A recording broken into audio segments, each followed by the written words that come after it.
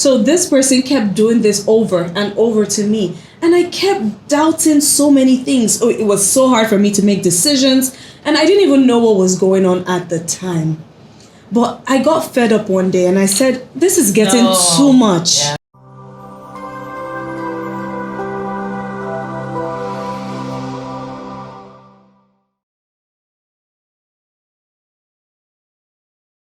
Okay, so one of the things you had earlier shared when we were, speaking was around how people look at your marriage, and they're just like, "I want this. This is beautiful." Hashtag, couple goals. Am I a spoon god?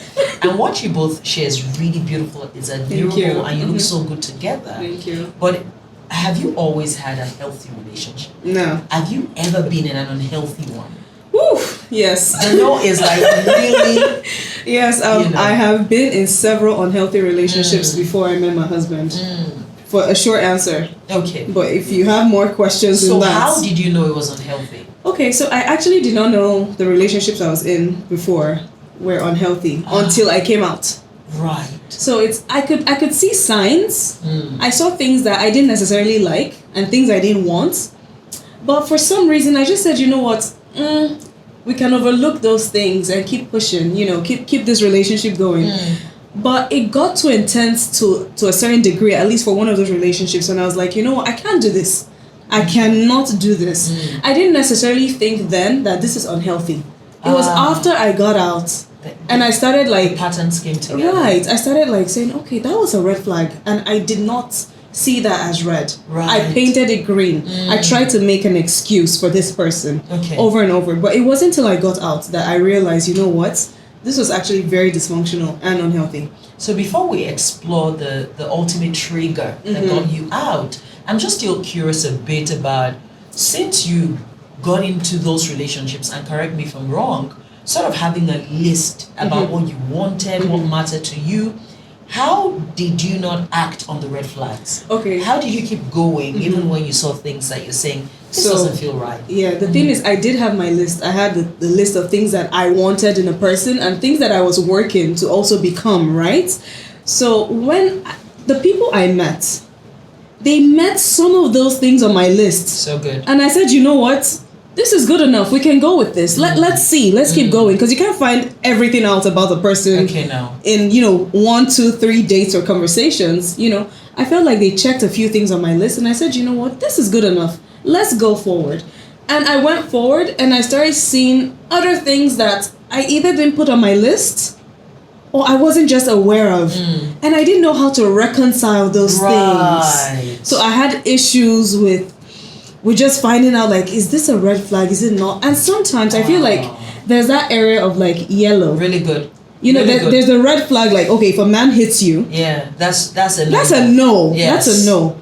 And then there are the green flags of, him being understanding and trying to understand your emotions, your feelings, talking to you versus yelling on you. And then there's that yellow flag in the middle where you're not too sure. Is this just a human imperfection? Do you understand? A problem point. Right. Or is it, a lot of times people tell you when you get into marriage, relationships, learn to adapt. You're not the same. They're two different people, two different lives coming together. Just try and adapt. Right? I got that a lot. Okay.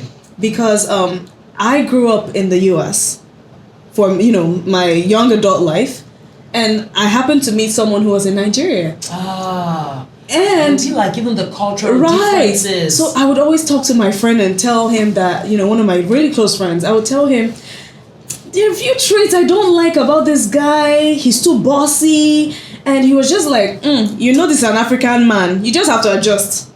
Right. And I was like, I understand, but help me out here. Like, it was too much. Okay, this gives some light, actually. So sometimes these things that you ultimately discover to be red flags may not appear that way. Yes. While you're in the relationship, and you're just saying, is this just a space to adapt, to be forgiving? But what took you ultimately to the point where you then said, no, surely not. This is unhealthy, or I can't do this anymore? Right. So for me, I'm a Christian, I'm a believer, and the Bible says love is patient, love is kind, long suffering. But I don't think you should be in a place where they are abusing you and using the word of God to cover. and say like, oh, love is long suffering. For example, I was being gaslit. And if you know what gaslighting is, it's someone like telling you, for example, right now, I'm with Coach DDK right here. And in, let's say, 2 days, we're having a conversation. And I was telling you, oh, Coach, you were on my show, the EleGoldB show. And you're like, oh, no. I wasn't there. And I'm like, wait, what? We were here. No, I wasn't. I even have pictures here. And you're like, no, I wasn't. I literally just flew in from out of the country. I just came in yesterday. So how do you say we were together 2 days ago? Right. That is gaslighting. They alter your reality. Yeah. They change what you see as true. Right. To be something completely different. And you start second guessing yourself and asking, but am I the crazy? Am I crazy? They literally, I was here with you. So good. Right? So this person kept doing this over and over to me. And I kept doubting so many things. Oh, it was so hard for me to make decisions. And I didn't even know what was going on at the time. But I got fed up one day and I said, this is getting too much. Yeah. I'm a solid person. So for this to keep happening over and over and over again, I had to take out time to just think. And I said, no, this is not me. So good. This is not me. So there's something wrong. And if I'm not the problem, then you have to be the problem. Right. So in coming out, what were the imprints in your soul of that experience? Did you get out and you're like, I'm my own person, I'm solid? Or did it take you to a place where you started to say, who am I? Yes. You know, what sort of repercussions? Unfortunately, this one relationship I went into, when I came out, I was a shadow of myself. I was worse off coming out than I was going in. Wow. I felt like a solid person when I was going in, but by the time that the relationship had come to an end, I didn't know myself. I didn't have the desires I had. I became apathetic. Yeah. Cold. Just cold, indifferent. I didn't want to learn. I didn't want to even process how I felt or what I went through. I just said, you know what? If this is what life has given me, I don't care. Whatever. I just became so indifferent towards life. I wasn't even looking for anything. I was just there. Did your husband, then maybe your boyfriend, fiance, as the journey of your relationship progressed, did he have to pay for the sins of the previous relationship? Did you ever struggle with trusting him? You know, were you holding back? Did the trauma, if there was, have its imprint or impact on the new relationship? It did. So I had a lot of trauma from my previous relationship. And when my husband came, we really started off as friends. So I didn't have to force or form anything. I told him everything about the previous relationship. Like we would gist for hours on end. And he was very patient with me, very open to listening to everything. He never shut me down one day. So I would pour out my emotions, every single thing, and he would give his own counsel. Funny enough, he even invited me to start speaking with his therapist. Wow. He had a therapist, which is absolutely lovely. I think everybody should have a therapist. Very necessary. But I started speaking to her, and she started helping me identify those triggers. So in our own relationship, when we did start dating, my husband would do something similar to what someone else did, but not in a malicious manner. Good. And I would get defensive. Like I almost wanted to fight. I'm not a fighter, by the way, but trying to protect myself, I would get defensive. And he would tell me, babe, it's okay. It's me. I love you. I care for you. And I'm here for you. And I'll be like, yeah. You know, the funny thing is, there was this one scenario. I can't really remember what he did that made me get on edge, very defensive. And he said, repeat after me. Tomiwa loves me. Oh. He cares for me. He's not here to harm me. This is a safe space. And he would tell me over and over, just repeat after me. And I would repeat after him. Tomiwa is not here to harm me. Tomiwa loves me. This is a safe space. And while we did all of those things, it was healing for me on the inside. That's it. Because it's two people can do the same thing, but with different motives. Motives, completely. So good. So Tomiwa came truly with a good motive. Tomiwa is my husband, by the way. He came with a good motive. But I saw it from the light of where I was coming from. Yes. From my previous experience. I was seeing his actions from my previous experiences. Right. And thank God that he has the wisdom to understand where I was coming from. And he was discerning enough to be able to correct it as it was happening. So that was just a blessing for me. And I truly appreciate that. And blessing. The thing is, a lot of people would see us online and cute pictures, cute videos, whatever everyone wants to think or, and truly they are cute, but beyond the cuteness, there's so much work behind the scenes. I love it. So much that I have to learn. I love it. I have to learn to be patient. I had to learn to take directions from him because I was in such an abusive and dysfunctional place. I learned to protect myself. I learned to lead, to be independent, to lead myself. And now I came to a point of having to slow down. Yes. And let him lead me and be humble about it. I love it. And my husband actually taught me that.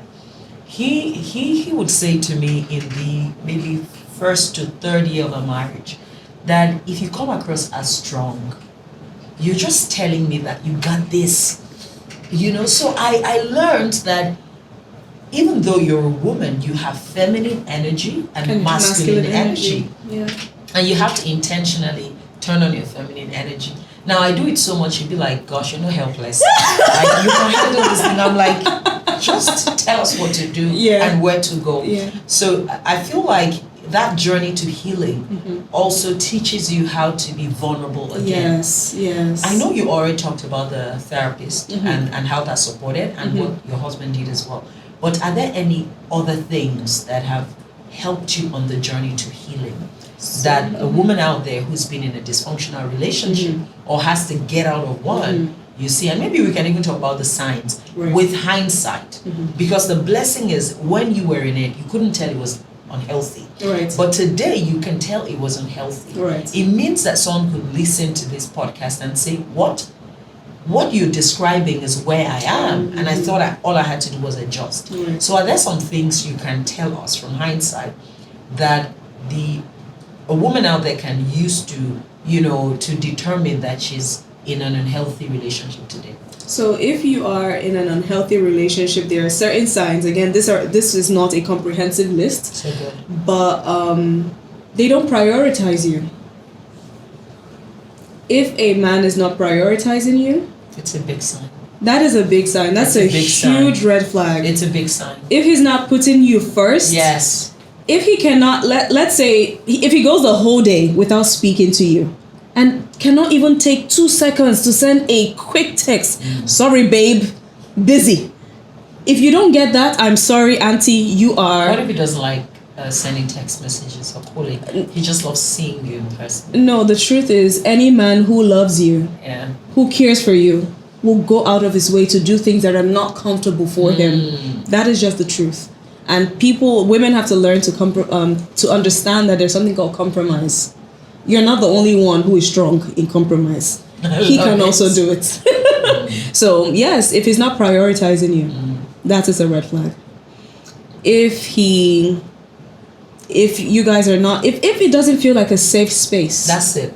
I feel like that's maybe one of the most powerful ways to describe an unhealthy space. Yes. It doesn't feel safe. It doesn't feel safe. Yeah. And if you have to keep making excuses for why it's not safe, that's also a red flag. I love it. And then if you are the one who is always understanding, you are strong in that department of understanding, you need to calm down. You're the one always understanding, making excuses. That's a red flag. For you, personally, not even for the man. Because we too have red flags. Women have red flags too. It's not men alone. I love it. So within yourself. I think that from where I stand, it's easier for a woman to be lost in a relationship that is dysfunctional, if she has unresolved dysfunction in her life. Yes. Things like your own sense of identity, if there are identity distortions, you see. So the example I'm going to give, in my marriage, there's an interesting thing that we have going on. If I have a need that is unmet, I do not feel like I'll be misunderstood or I'll be rebuffed for having that need. I'll be clear about the need I have. I will give examples of how I want to be loved. To the point, I could send a text message about the kind of text message that I love to receive. That's good. And my husband is just like, girl, like what? Just leave some space. I'm leaving the space, but I want to be really clear as well. Right. But I wasn't always there. I got to that point the moment I was firmly established in a strong sense of identity. Yes. As well as firmly established in the love that he has for me. Yes. You see. So I feel like when women are not even clear about who they are and how blessed they are, you're reading a book and you're saying, look, you're gold. So if you've got identity distortions, if you've got unhealed, unresolved trauma, you see, and if you're not healing those insecurities, you could be in an unhealthy space. By the way, can I say my feeling is also that there can be an unhealthy space within a good marriage. Of course. Yes. So there are women who got married to the right people. There are men who got married to the right people. But if you don't continue to put in the work, become familiar. You become familiar. You start to settle, even in a good marriage that have the potential to be epic and to be a blessing. Yeah. So what's your question? Did you There's have a question? Okay, no. Just right. And I truly agree with that. I truly believe if you're not firm on your identity, if you don't know who you are, you're going to settle for anything. So good. And now the pressure is getting worse online. Yeah. The pressure to be in a relationship, the pressure, it seems like everybody's getting married and you want to get married too. It's better to wait. I love it. Than to marry wrong. It's better to wait for what you want because what you truly want is out there. Yeah. What you want wants you. Wow. But you have to prepare for what you want. Oh, so good. Because it wants you, and I truly believe that with time it will align. And if you are going through anything right now in your own personal life that is causing you this discomfort, especially relationally, take out time to go within yourself. Take out time to find mentors and coaches. And take out time to read more books that would help you. You must invest in yourself. Really good. Nothing in life happens by osmosis in terms of personal growth. You must be intentional. You must be intentional. You must know what you want.